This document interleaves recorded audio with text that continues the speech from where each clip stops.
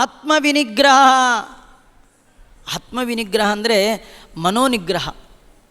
ಮನಸ್ಸು ಅದನ್ನು ಗೆಲ್ಲಬೇಕಂದ್ರೆ ಕತ್ತಿ ಹಿಡ್ಕೊಂಡು ಹೋಗಿ ಯುದ್ಧ ಗಿದ್ದ ಮಾಡಿ ಜೋರು ಮಾಡಿ ಹಾಗೆಲ್ಲ ಗೆಲ್ಲಲಿಕ್ಕೆ ಎದುರಿಗೆ ಸಿಕ್ಕರಲ್ವ ಮನಸ್ಸನ್ನು ಗೆಲ್ಲೋದು ಅಂದರೆ ಶಿವನ ಅನುಗ್ರಹವನ್ನು ಸಂಪಾದನೆ ಮಾಡಬೇಕು. ಮನೋನಿಯಾಮಕರು ಯಾರು? ಮನೋನಿಯಾಮಕರು ಇಬ್ಬರ್ರಿ, ಒಂದೇ ಪೋರ್ಟ್ಫೋಲಿಯೋ. ಒಬ್ಬ ಯೋಗ್ಯ. ಯೋಗ್ಯನಾದವ ಪರಮಶಿವ, ಅಯೋಗ್ಯನಾದವ ಕಾಲನೇಮಿ ಕಂಸ. ಮನಸ್ಸಿನಲ್ಲಿ ಇಬ್ಬರಿದ್ದಾರೆ. ನಿಮ್ಮ ಮನಸ್ಸು ಪುರಾಣದ ಕಡೆಗೆ, ದೇವರ ಕಡೆಗೆ, ಸಾಧನ ಕಡೆಗೆ ಹೋಗ್ತಾ ಇದೆ ಅಂದರೆ ತಿಳ್ಕೊಳ್ಳಿ, ರುದ್ರದೇವರು ಆನ್ಲೈನಲ್ಲಿದ್ದಾರೆ ಅಂತ ಅರ್ಥ. ನಿಮ್ಮದು ಟಿ ವಿ ಸೀರಿಯಲ್ ಕಡೆ ಹೋಗ್ತಾ ಇದೆ ಅಂದರೆ ತಿಳ್ಕೊಳ್ಳಿ, ಕಾಲನೇಮಿ ಆನ್ ಡ್ಯೂಟಿ ಅಂತ ತಿಳ್ಕೊಂಡ್ಬಿಡಿ. ಹಾಗಾದರೆ ನಿತ್ಯದಲ್ಲಿ ಶಿವನಿಗೆ ಪ್ರದಕ್ಷಿಣೆ ಮಾಡಿ, ಶಿವನೇ ನಾನು ನಿನ್ನ ಸೇವಕನಯ್ಯ, ಸ್ವಾಮಿ ನನ್ನನ್ನು ಉದ್ಧಾರ ಮಾಡು, ಮನಸ್ಸು ಕೊಡೋ ಹರಿಯಲ್ಲಿ ಶಂಭೋ, ತೈಲಧಾರೆಯಂತೆ ಮನಸ್ಸು ಕೊಡೋ ಹರಿಯಲ್ಲಿ ಶಂಭೋ. ಆ ರುದ್ರದೇವರ ಅನುಗ್ರಹ ಆದರೆ ಮನೋಜಯ, ಪ್ರಾಣಜಯ, ಪ್ರಾಣದೇವರ ಅನುಗ್ರಹ ಆಗಬೇಕು. ಅದು ಇಲ್ಲೆಲ್ಲ ಚೆನ್ನಾಗಿದ್ದೀರಿ. ಪ್ರಾಣದೇವರು ಒಂದು ಕಡೆ ಇದ್ದಾರೆ, ಚಂದ್ರಮೌಳೇಶ್ವರ ಇದ್ದಾನೆ, ಕೃಷ್ಣ ಮೋಕ್ಷ ಕೊಡುವ ಕೃಷ್ಣ ಇದ್ದಾನೆ. ಈ ಊರಲ್ಲಿ ವಾಸ ಮಾಡೋ ನೀವೇ ಪುಣ್ಯಾತ್ಮರು. ತುಂಬ ಪುಣ್ಯ ಇದ್ದವ್ರಿಗಷ್ಟೇ ಉಡುಪಿಲಿ ಸೈಟ್ ಸಿಗತ್ರಿ, ಇಲ್ದೇ ಸಿಗಲ್ಲ. ಇಲ್ಲಿ ವಾಸ ಮಾಡ್ತಾ ಇದ್ದೀರಿ, ತುಂಬ ಪುಣ್ಯ. ನಮ್ಮದೊಂದು ಚೂರು ಇರುತ್ತೆ, ಅದಕ್ಕೆ ಇಷ್ಟು ದಿವಸ ಬಂದು ಜಾಸ್ತಿ ಇರಬೇಡ, ಹೊರಟೋಗಂದು ಕಳಿಸ್ಬಿಡ್ತಾನೆ. ನಮ್ಮ ಎಷ್ಟಿರುತ್ತೋ ಅಷ್ಟೇ. ಈ ಸ್ವರ್ಗದಲ್ಲಿ ತುಂಬ ದಿನ ಇರಲಿಕ್ಕಾಗಲ್ಲ, ಅವ್ರವ್ರದ್ದು ಎಷ್ಟಿರುತ್ತೋ ಅಷ್ಟೇ, ಮತ್ತು ನಮ್ಮ ಲೋಕಕ್ಕೆ ನಾವು ಹೋಗತಕ್ಕಂಥದ್ದೇ. ಹಾಗೆ ಆತ್ಮವಿನಿಗ್ರಹ, ಮನೋನಿಗ್ರಹ ಬೇಕು. ಇದಿಷ್ಟು ಎಲ್ಲೆಡೆಯಲ್ಲಿ ಇರುವ ಭಗವಂತನ ಶರೀರ ಇದು, ಕ್ಷೇತ್ರ ಇದು, ಇಡೀ ಜಗತ್ತು ಇದು ಗೊತ್ತಾಗಬೇಕಾದ್ರೆ ನಿಮ್ಮ ಜೀವನದಲ್ಲಿ ಈ ಗುಣಗಳನ್ನು ಅಳವಡಿಸ್ಕೊಳ್ಳೋಕೆ. ಮತ್ತು ಇಂದ್ರಿಯಾರ್ಥೇಷು ವೈರಾಗ್ಯಂ ಅನಹಂಕಾರ ಏವಚ ಜನ್ಮ ಮೃತ್ಯು ಜರಾ ವ್ಯಾಧಿ ದುಃಖ ದೋಷಾನುದರ್ಶನಂ. ಇಂದ್ರಿಯಾರ್ಥೇಷು ವೈರಾಗ್ಯಂ, ಇಂದ್ರಿಯ ಸಂಬಂಧಪಟ್ಟ ವಿಷಯಗಳಲ್ಲಿ ವೈರಾಗ್ಯ ಬರಬೇಕು. ಏನು ಇಂದ್ರಿಯಗಳು? ಕಣ್ಣು, ಕೈಕಾಲು, ಕಿವಿ, ನಾಲಿಗೆ. ಕಣ್ಣು, ಕೈ, ಕಾಲು, ಕಿವಿ, ನಾಲಿಗೆ, ಇದು ಪಂಚ ಇಂದ್ರಿಯಗಳು. ಇದಕ್ಕೆ ವಿಷಯಗಳು, ಅರ್ಥ ಅಂದರೆ ವಿಷಯ.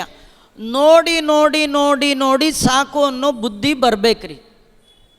ಇದು ಕೆಲವು ಎಪಿಸೋಡ್ಗಳು 5738 ಆಗಿರುತ್ತೆ. 39ನೇದು ಏನು ಬರುತ್ತೆ ಅಂತ ಭಾರಿ ಇಂಟ್ರೆಸ್ಟಿಂದ ನೋಡ್ತಾ ಇದ್ದೀರಲ್ಲ, ಬಿಟ್ಟುಬಿಡಿ. ಈ ಎಪಿಸೋಡ್ಗಳು ನಡೀತಾನೆ ಇರುತ್ತೆ. ನಮ್ಮದೇ ಎಪಿಸೋಡ್ ಮುಗಿದೋಗ್ಬಿಡುತ್ತೆ. ನಮ್ಮ ಎಪಿಸೋಡೇ ಇಲ್ಲ ರೀ. ಅಷ್ಟು ನೋಡ್ತಾ ಇದ್ದಷ್ಟು ಎಷ್ಟು ನೋಡಿದ್ರೂ ಮತ್ತೆ ನೋಡಬೇಕು ಅನ್ನೋ ಬುದ್ಧಿ ಇದೆಯಲ್ಲ, ಇದರಲ್ಲಿ ವೈರಾಗ್ಯ ಬರಬೇಕು. ಎಷ್ಟು ನೋಡಿದ್ರೂ ಇಷ್ಟೇ. ನೋಡಿ ದಣಿಯವು ಕಂಗಳು ರೂಢಿಯೊಳಗತ್ಯಧಿಕ ರಂಗೇಶನತಿ ಚಲುವ. ದೇವರ ಮೇಲೆ ವೈರಾಗ್ಯ ಬರಬಾರ್ದು. ನಮಗೆ ದೇವ್ರ ಮೇಲೆ ವೈರಾಗ್ಯ. ಕೃಷ್ಣ ನೋಡಿದ್ದೀನಿ ಬಿಡಿ, ನೆನ್ನೆ ಬಂದಿದ್ನಲ್ಲ ಅದೇ ತಾನು ನೋಡಿದ್ದೀನಿ ಬಿಡಿ. ದೇವ್ರ ಮೇಲೆ ವೈರಾಗ್ಯ ರೀ ನಮಗೆ. ಸೀರಿಯಲ್ ಮೇಲಿಲ್ಲ ವೈರಾಗ್ಯ, ಮನೆ ಮೇಲಿಲ್ಲ, ಮಡದಿ ಮೇಲಿಲ್ಲ, ಮನಿ ಮೇಲಿಲ್ಲ, ಮಾಧವನ ಮೇಲೆ ವೈರಾಗ್ಯ, ಅದು ಬರಬಾರ್ದು. ಇಂದ್ರಿಯಾರ್ಥೇಷು ವೈರಾಗ್ಯಂ. ಆಮೇಲೆ ಅನಹಂಕಾರ ಏವಚ. ಅನಹಂಕಾರ ಅಂದರೆ ತನ್ನಲ್ಲಿ ಇಲ್ಲದ ಗುಣಗಳನ್ನು ತನಗೆ ಇದೆ ಎನ್ನುವ ಭ್ರಮೆ. ಇದಕ್ಕೆ ಅಹಂಕಾರಕ್ಕೆ ಕಾರಣ ಆಗೋದದೇ. ಇದಿರಬಾರ್ದು, ಅನಹಂಕಾರನಾಗಿರಬೇಕು. ಜನ್ಮ ಮೃತ್ಯು ಜರಾ ವ್ಯಾಧಿ. ಜನ್ಮ ಮೃತ್ಯು ಜರ ವ್ಯಾಧಿ. ಜನ್ಮ ಅಂದರೆ ಹುಟ್ಟು, ಜರ ಅಂದರೆ ಮುಪ್ಪು, ಮೃತ್ಯು ಅಂದರೆ ಸಾವು, ವ್ಯಾಧಿ ಅಂದರೆ ರೋಗ. ಇದೆಲ್ಲ ದೋಷದಿಂದ ಯುಕ್ತವಾದದ್ದು, ದುಃಖಕ್ಕೆ ಕಾರಣವಾದದ್ದು ಅಂತ ತಿಳ್ಕೊಳ್ಬೇಕು. ಯಾವುದು ದೋಷದಿಂದ? ಹುಟ್ಟು ಅದಕ್ಕೆ ಕಾರಣ ಜನ್ಮಾಂತರದಲ್ಲಿ ಮಾಡಿದ ದೋಷ ಕರ್ಮ. ಮೃತ್ಯುವಿಗೆ ಕಾರಣ ಜನ್ಮಾಂತರದಲ್ಲಿ ಮಾಡಿದ ದೋಷ. ದುಃಖಕ್ಕೆ ಕಾರಣ ನಾವು ಮಾಡಿದ ದೋಷಗಳು. ರೋಗಕ್ಕೆ ಕಾರಣ ಪೂರ್ವ ಜನ್ಮ ಕೃತಂ ಪಾಪಂ ವ್ಯಾಧಿ ರೂಪೇಣ ಪೀಡ್ಯತೆ. ಇವು 4 ದುಃಖಪ್ರದವೇ. ಹುಟ್ಟುವಾಗಲೂ ದುಃಖ, ಮುಪ್ಪು ಬಂದಾಗ ಭಾರಿ ದುಃಖ, ಸಾಯುವಾಗ ಇನ್ನೂ ದುಃಖ, ರೋಗ ಬಂದಾಗ ಇದ್ದವ್ರಿಗೆಲ್ಲ ದುಃಖ.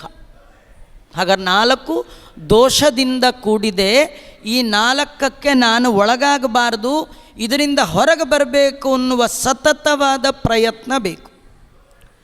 ಆಮೇಲೆ ಅಸಕ್ತಿರನ ವಿಶ್ವಂಗ ಪುತ್ರದಾರಾಗ್ರಹಾದಿಷು ನಿತ್ಯಂಚ ಸಮಚಿತ್ತತ್ವಂ ಇಷ್ಟಾನಿಷ್ಟೋಪಪತ್ತಿಷು. ಅಸಕ್ತಿ ಅನಭಿಶ್ವಂಗ ಪುತ್ರದಾರಾಗ್ರಹಾದಿಷು. ಹೆಂಡತಿ ಮನೆ ಎಲ್ಲದರ ಒಳಗೆ ಇವರು ನಮ್ಮವರು ಅನ್ನುವ ಅತಿಯಾದ ಆಸಕ್ತಿ ಇರಬಾರ್ದು. ಭಾಗವತ ಏಕಾದಶ ಸ್ಕಂದದಲ್ಲಿ ಒಂದು ಕಥೆ ಇದೆ. ಯಾರ ಜೊತೆಗೂ ಹೆಚ್ಚು ಅಟ್ಯಾಚ್ಮೆಂಟ್ ಇಟ್ಕೊಳ್ಬಾರ್ದಂತ. ಇಟ್ಕೊಳ್ಬಾರ್ದು ಅಂದರೆ ಬಿಟ್ಟುಬಿಡಬೇಕು ತಾತ್ಪರ್ಯದಲ್ಲಿ ಕೃಷ್ಣ ಹೇಳಿಲ್ಲ, ಇಲ್ಲಿ ಎಲ್ಲಿಯೂ ಹೇಳಿಲ್ಲ. ನಿಜವಾಗಿಯೂ ಸಂಸಾರದಲ್ಲೇ ಇರಬೇಕು. ಜಗದ್ಗುರು ಮಧ್ವಾಚಾರ್ಯರ ಗ್ರಂಥಗಳಿಗೆ ವ್ಯಾಖ್ಯಾನ ಮಾಡುವ ಅವಸರದಲ್ಲಿ ಶ್ರೀಮದ್ ಟೀಕಾಕೃತ್ಪಾದರು ಹೇಳ್ತಾರೆ, ವಿವಿಧ ಸಾಂಸಾರಿಕ ದುಃಖ ದರ್ಶನೇನ ಶಮದಮಾದಿಮತಃ ಮುಮುಕ್ಷೋರಧಿಕಾರಿಣ. ನೀವು ಸಂಸಾರದಲ್ಲಿ ಬೀಳಬೇಕು, ಚೆನ್ನಾಗಿ ಒದ್ದಾಡಿ ಹೋಗಬೇಕು. ಕಡೆಗೆ ದೇವರೇ ನೀನು ಬಿಟ್ರೇನಿಲ್ಲಪ್ಪ ಅನ್ನೋ ಬುದ್ಧಿ ಬರಬೇಕು. ನೀವು ಏನು ದುಃಖವೇ ಇಲ್ಲ, ದೇವ್ರ ನೆನಪು ಯಾಕೆ ಬರುತ್ತೀ? ದೇವರು ಗೋಳು ಕೊಟ್ಟು ತನ್ನ ನೆನಪು ಜೊತೆ ಕೊಡ್ತಾನೆ, ಅದು ದೇವರ ದೊಡ್ಡ ಅನುಗ್ರಹ. ಸಂಸಾರದಲ್ಲಿ ಬಿದ್ದಾಗಲೇ ನಿಮಗೆ 2 ಗುಣ ಬರುತ್ತೆ, ಶಮ ದಮ. ಶಮ ಅಂದರೆ ಮನ್ನಿಷ್ಠತಾ ಬುದ್ಧೇಹೇ, ಭಗವಂತನಲ್ಲಿ ನಿಷ್ಠೆ ಬುದ್ಧಿಗೆ. ಏನು, ಹೆಂಡತಿ ಮಕ್ಕಳು ಯಾರು ನಮ್ಮ ಜೊತೆಗೆ ಬರೋರಿಲ್ಲ, ಯಾರು ಬಂದರೂ ಆ ಭಗವಂತ ಮಾತ್ರ ಬರೋನು ಅನ್ನುವ ಬುದ್ಧಿ, ಇದು ಸಂಸಾರದಲ್ಲಿದ್ದವರಿಗೆ ಮಾತ್ರ ಬರುವಂಥದ್ದು. ಆದ್ದರಿಂದ ಇದರಲ್ಲಿ ಪುತ್ರ ದಾರ ಮನೆ ಇದರೊಳಗೆಲ್ಲ ನನ್ನದು ಅನ್ನುವ ಆಸಕ್ತಿ, ಅತಿಯಾದ ಸ್ನೇಹ ಇರಬಾರ್ದು. ಅತಿಯಾದ ಸ್ನೇಹ ನಮ್ಮನ್ನು ಅವನತಿಗೆ ಕೊಂಡೊಯ್ಯುತ್ತೆ, ಆತ್ಮನಾಶಕ್ಕೆ ಕಾರಣ ಆಗುತ್ತೆ, ಆತ್ಮೋದ್ಧಾರಕ್ಕೆ ಕಾರಣ ಆಗೋಲ್ಲ. ಅನಭಿಶ್ವಂಗ. ಅನಭಿಶ್ವಂಗ ಅಂದರೆ ಅವರಿಗೆ ಉಂಟಾಗುವ ಸುಖ, ಅವರಿಗೆ ಉಂಟಾಗುವ ದುಃಖ ಅದು ನನಗೆ ಆಗ್ತಾ ಇದೆ ಅನ್ನುವಂಥದ್ದು ಇದೆಯಲ್ಲ, ಇದರಿಂದ ಮತ್ತೆ ಹಾಳಾಗ್ತಾನೆ. ಭಾಗವತದಲ್ಲಿ ಏಕಾದಶ ಸ್ಕಂದದಲ್ಲಿ ಒಂದು ಪಾರಿವಾಳದ ಕಥೆ ಇದೆ. ಆ ಪಾರಿವಾಳ ಗಂಡು ಹೆಣ್ಣು ಪಾರಿವಾಳ. ಆ ಗಂಡು ಡೈಲಿ ಕೆಲಸಕ್ಕೆ ಹೋಗ್ತಿತ್ತು, ಬರುವಾಗ ಕಾಳು ತಂದು ಹೆಂಡತಿ ಪಾರಿವಾಳಕ್ಕೆ ಕೊಡ್ತಿತ್ತು. ಹೆಂಡತಿ ಆರಾಮ್ ತಿನ್ಕೊಂಡಿತ್ತು, ಏನಿಬ್ಬರು ಭಾರಿ ಇತ್ತು. ಕಡೆಗೆ ಅದಕ್ಕೊಂದು 2, 3, 4 ಪಾರಿವಾಳ ಆಯಿತು. ಆಗ ಹೆಂಡತಿ ಪಾರಿವಾಳ ಹೇಳ್ತು, ನೀವೊಬ್ಬರು ಉಂಡುಕೊಂಡು ತಂದರೆ ನಂಗಾಗತ್ತೆ, ಮಕ್ಕಳಿಗೇನು ಮಾಡೋದು? ಅದಕ್ಕೆ ಒಂದು ಕೆಲಸ ಮಾಡೋಣ, ಇಬ್ಬರು ಹೋಗಿ ಇಬ್ಬರು ಉಂಡು ಕೊಂಡು ತರೋಣ ಅಂತ 2 ಪಾರಿವಾಳ ಕೆಲಸಕ್ಕೆ ಹೋಗಿತ್ತು. ಒಂದಿನ ಬೇಟೆಗಾರ ಬಿಟ್ಟಿ ಕಾಳು ಹಾಕಿ ಬಲೆ ಹಾಕಿದ. ಸಣ್ಣ ಪಾರಿವಾಳಗಳಿಗೆ ಬಲೆ ಕಾಣಲಿಲ್ಲ, ಬಿಟ್ಟಿ ಕಾಳು ಮಾತ್ರ ಕಾಣಿತು. ಕಾಳು ತಿನ್ನಕ್ಕೆ ಹೋಗಿ ಕಾಲು ಸಿಕ್ಕಾಕ್ಕೊಂಡ್ಬಿಡ್ತು. ಕಡೆಗೆ ಹೆಂಡತಿ ಪಾರಿವಾಳ ಬಂದು ಮಕ್ಕಳನ್ನು ಕರಿತು. ದೊಡ್ಡ ಪಾರಿವಾಳ ಆದ ಕಾರಣ ಈ ಪುಟ್ಟ ಪಾರಿವಾಳಗಳು ಬಂಧನದಲ್ಲಿ ಸಿಕ್ಕಿ ಹಾಕಿಕೊಂಡಿದೆ ಅನ್ನೋದು ಗೊತ್ತಾಯಿತು. ಆ ಪಾರಿವಾಳ ಮಕ್ಕಳನ್ನು ಬಿಟ್ಟಿರಲಿಕ್ಕಾಗದೆ ಈ ಮಕ್ಕಳ ದುಃಖವನ್ನು ನೋಡಿ ನಾ ಹೇಗೆ ಬದುಕಲಿ ಅಂತ ಅದು ಸೂಸೈಡ್ ಮಾಡ್ಕೊಂಡು ಕೆಳಗೆ ಬಿದ್ದು ಬಿಡ್ತು. ಅದು ಕೆಳಗೆ ಬಿತ್ತು, ಸಿಕ್ಕಾಕೊಳ್ತು, ಅದು ತಾನೇ ಬಂದು ಬಲೆ ಒಳಗೆ ಬಿತ್ತು. ಈ ಗಂಡ ಪಾರಿವಾಳ ಓಟಿ ಗೀಟಿ ಮಾಡಿಕೊಂಡು ಲೇಟಾಗಿ ಅಂದ್ಕೊಂಡು ಬಂತು. ಎಲ್ಲಿ ಸಿಗಬೇಕು ಅವೆಲ್ಲ? ಹೆಂಡತಿ ಪಾರಿವಾಳ ಮಕ್ಕಳು ಪಾರಿವಾಳ ಎಲ್ಲ ಕೆಳಗೆ ಬಲೆಯಲ್ಲಿ ಬಿದ್ದು ಡ್ಯಾಡಿ ಅಂತ ಕೆಲವು, ರೀ ಅಂತ ಕೆಲವು ನೋಡ್ತಾ ಇದೆ. ಗಂಡು ಪಾರಿವಾಳ ನೋಡ್ತು, ಅಯ್ಯೋ ಅಯ್ಯೋ ಅಯ್ಯೋ ಅಯ್ಯೋ ಎಂಥ ಹಣೆ ಬರ ನಂದಿನ್ನೂ ಮಿಡ್ಲ್ ಏಜು, ಎಷ್ಟು ಒಳ್ಳೆ ಹೆಂಡತಿ, ಎಷ್ಟು ಮುದ್ದಾದ ಮಕ್ಕಳು, ಇವ್ರನ್ನೆಲ್ಲ ಕಳ್ಕೊಂಡು ನಾನೊಬ್ಬ ಬದುಕಿ ಏನು ಮಾಡಲಿ? ಇವರ ದುಃಖವೇ ನನ್ನ ದುಃಖ ಅಂತ ತಾನು ಅದರೊಳಗೆ ಬಂದುಬಿತ್ತು. ಕಥೆ ಏನು ಗೊತ್ತಾ? ಒಂದು ಪಾರಿವಾಳವು ಕೂಡ ಈ ಬಲೆಯಿಂದ ಬಿಡಿಸ್ಕೊಳ್ಳೋದು ಹೇಗೆ ಯೋಚನೆಯೇ ಮಾಡಲಿಲ್ಲ.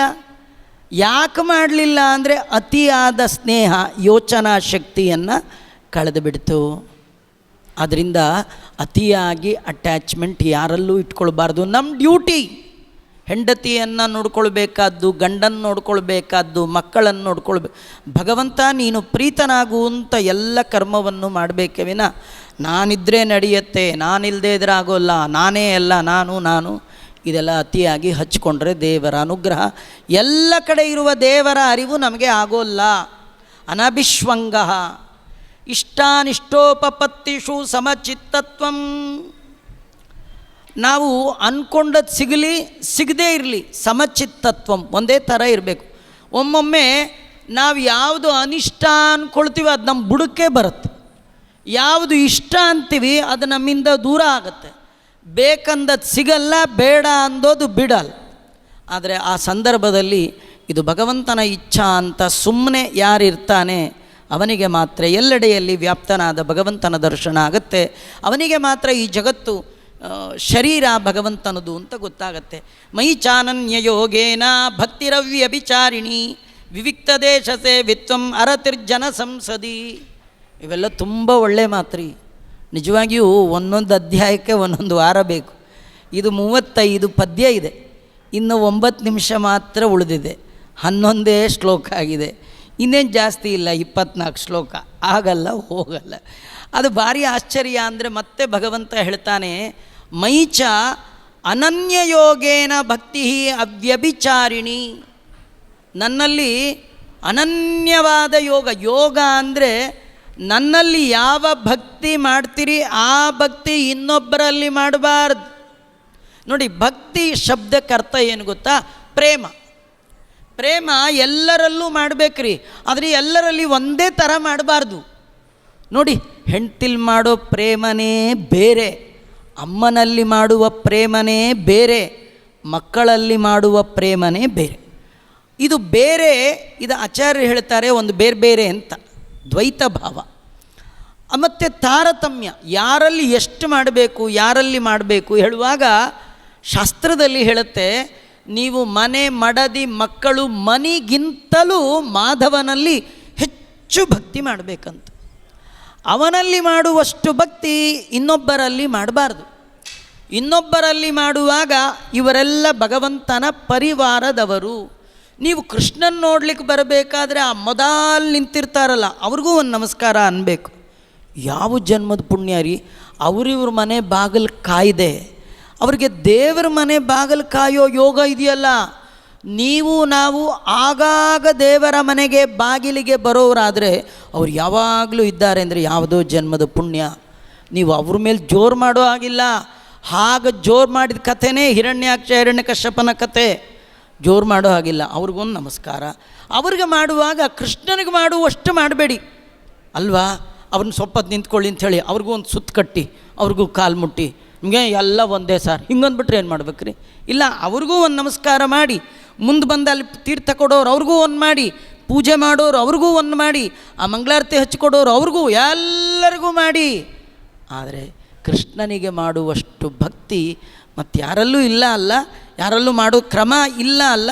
ಕೃಷ್ಣನಲ್ಲಿ ಮಾಡೋದು ಯಾವುದು? ವಿಷ್ಣೋರತ್ಯುತ್ತಮತ್ವಾದಖಿಲ ಗುಣಗಣೈ ತತ್ರ ಭಕ್ತಿಂಗರಿಷ್ಟಾಂ ಸಂಶ್ಲಿಷ್ಟೇ ಶ್ರೀಧರಾಭ್ಯಾಂ ಅಮುಮತ ಪರಿವಾರಾತ್ಮನ ಸೇವಕೇಶು. ಬಾಗ್ಲಲ್ಲಿ ನಿಂತವ್ರಿಗೆ ಯಾಕೆ ನಮಸ್ಕಾರ ಅಂದರೆ ದೇವರ ಮನೆ ಬಾಗ್ಲಲ್ಲಿದ್ದಾರೆ ಅಂತ ಅಲ್ವಾ. ಅದೇ ಹೋಟ್ಲು ಬಾಗ್ಲಲ್ಲಿದ್ದವ್ರಿಗೆ ನಮಸ್ಕಾರ ಅಂದ್ಕೊಂಡು ಹೋಗ್ತೀರಾ? ಹೀಗೆ ಮಾಡಿದ್ರೂ ಮಾಡ್ಬೋದು. ಹೀಗೆ ಯಾರು ಅಂತಾರ? ಅನ್ನಲ್ಲ. ಯಾಕೆಂದರೆ ಅವರು ನಿಂತಿರೋ ಜಾಗ ದೇವರ ಮನೆ ಬಾಗಿಲಲ್ಲ. ಹಾಗಾದರೆ ದೇವರಿಗೆ ಪರಿವಾರದವರು ಅಂತ ಇವ್ರಿಗೊಂದು ಬೆಲೆ, ದೇವರ ಹತ್ರ ಇದ್ದೀರಿ ಅಂತ ನಿಮಗೊಂದು ಬೆಲೆ, ದೇವರ ಕತೆ ಹೇಳ್ತಾ ಇದ್ದೀರಿ ಅಂತ ನನಗೊಂದು ಬೆಲೆ. ಇಲ್ಲರಿ ಯಾರು ಕೇಳಬೇಕಿತ್ತು ರೀ ನಮ್ಮನ್ನು? ಹೌದಾ? ಹಾಗಾದರೆ ಭಗವಂತನ ಪರಿವಾರ ಬ್ರಹ್ಮಾಂಡಂ ವರ ಮಂದಿರಂ ಸುರಗಣಾ ಯಸ್ಯ ಪ್ರಭೋ ಸೇವಕಾ ಕಿಂಕರಾ ಶಂಕರಾದ್ಯಾ. ಹಾಗಾದರೆ ಭಗವಂತನಲ್ಲಿ ಮಾಡುವ ಭಕ್ತಿ ಇದೆಯಲ್ಲ ಅವ್ಯಭಿಚಾರಿಣಿ, ಯಾವುದು ಅದರೊಳಗೆ ವ್ಯತ್ಯಾಸ ಇರಬಾರ್ದು, ವ್ಯಭಿಚಾರಿತವಾಗಿರಬಾರ್ದು.